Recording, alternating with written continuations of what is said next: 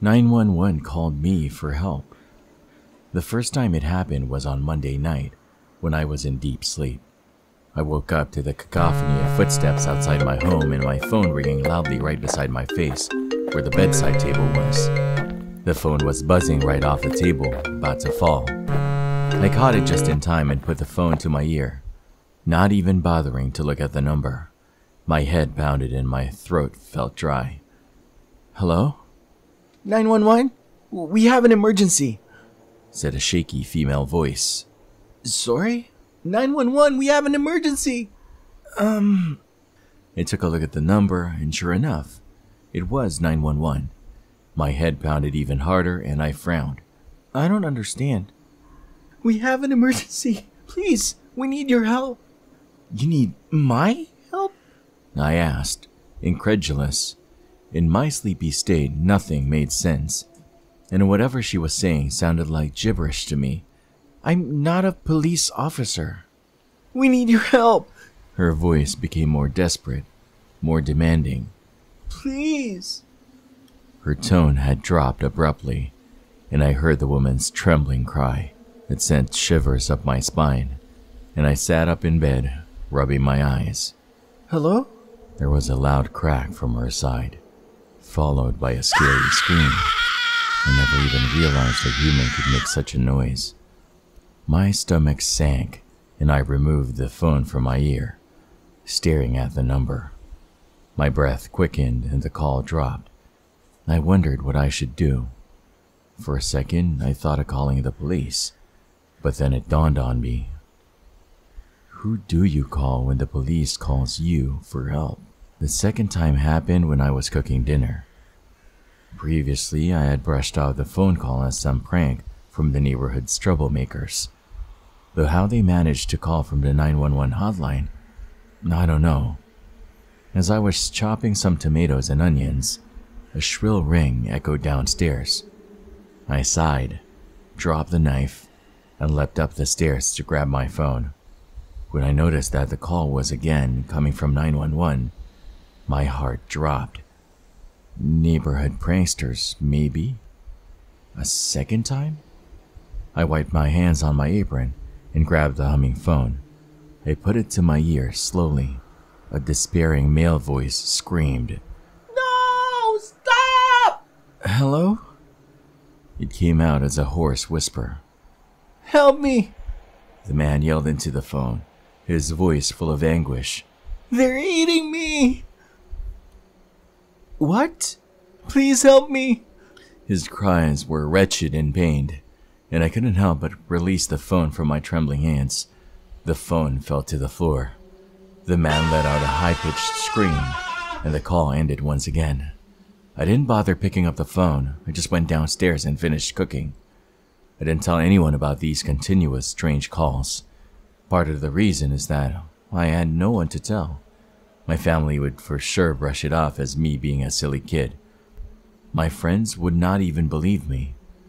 Sometimes I laid in bed and thought of what happened to the people that had called me. Sometimes I wondered what would happen if I were to call 911. Sometimes I asked myself, when will be the next call? The next call was exactly a week later.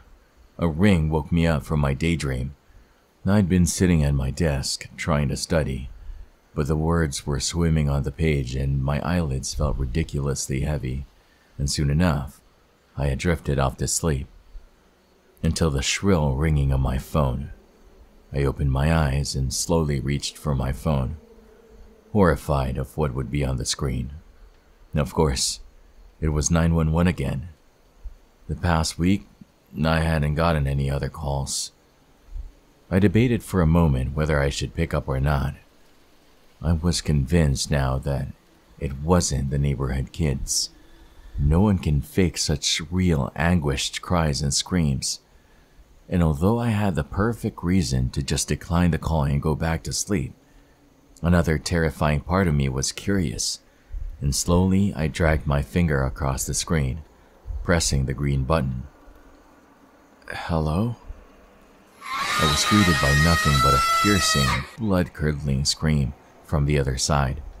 It was so loud, and ear-splitting that I physically jerked in my seat. God save me! A child cried on the line. She sounded about 8 or 9, and I felt my throat compressing, my stomach tying itself to knots. God save me, please! I heard her pleas, followed by a very loud sound of slicing. Something wet and sticky leaking across the floor. A dark part of me already knew that it was blood. For a moment I listened in silence to the other side. The girl was gone. I heard heavy, raspy breathing. Then the call ended abruptly. I opened up the back of my phone, removed my number card, and buried my phone deep under my clothes in the wardrobe. I told myself that no matter what, I wasn't going to pick up next time. My mind was always cloudy and busy, and I felt the effects of the stress a week later. No sleep, no focus, no appetite, but at least no one was calling. One day, I decided that more than anything, I needed a chilly, fresh morning run. So as the clock ticked 5 a.m., I got into my workout clothes and filled up my water bottle. I stepped outside into the coldness and took a deep breath. I was determined to forget about the awful calls and give myself a break. I began with a slow jog, then began running.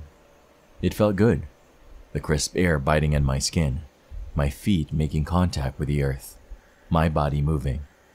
I stopped after a while, breathless, to take a sip of water. As I was drinking, I noticed a very tall man at the corner of the street, by the cafe. He was taller than an average man, maybe by 5 or 6 inches. He was lanky and seemed to be woozy, by the look of him. I couldn't see his face clearly, but something about him gave me the creeps. I turned to go in the other direction when I heard his deep, wobbly voice call, "Hey, excuse me." I began walking quickly, ready to take off running was he to approach me any closer. I looked around. No one was out at such a time. I felt uneasy and began jogging away from the man. I made the mistake of looking behind myself a few minutes into the race. The man was following me, walking quite fast. His arms were sat awkwardly by his sides, and the earth seemed to shake every time he took a step. My heart racing, I began sprinting, turning the corner in an attempt to confuse him. My bottle fell out of my hand and clunked to the floor. He began running too, the ground shaking thunderously under his feet. His face was even more chilling, I realized, to my horror. He had facial features, just abnormal ones. Skin a little too pale, eyes a little too gaunt, mouth a little too stretched. It made everything 100 times worse, because not only was I being followed by a man twice my size, but the man also looked like he stepped out of a disturbing, scary movie. I decided it wasn't best to go home and lock the doors. God knows how much strength that man possessed, and how much my locks can really take. Plus, it isn't very smart to have him know my exact address, and so I turned in the other direction, leading him away from my safety. The closest police station was a mile away, and I didn't have my phone to call anybody.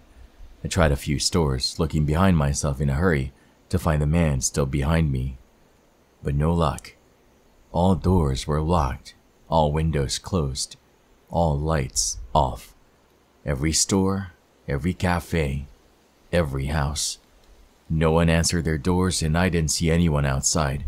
Very unusual, because normally at this time, people would be out walking their dogs, hurrying to bus stops or going for morning runs. It made my stomach turn, as if everyone was in some horrible joke that I didn't know about. After a while, I began feeling seriously afraid. The man was still on my tail, and yet he wouldn't give up. Every few minutes, he would bellow in his unbalanced voice, "Hey, excuse me." Even the sound of his shrill voice scared me. I stopped for a moment to catch my breath. We'd been running for what seemed like hours now. I wondered what he'd do if he reached me. And that kicked in the adrenaline, and I began running again.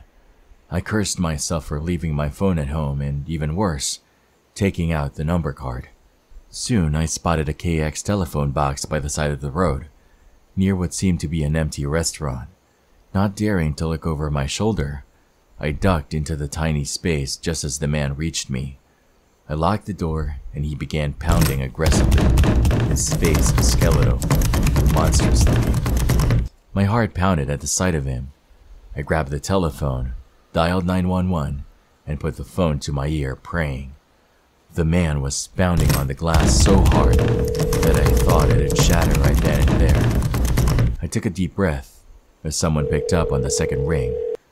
Hi, who's this?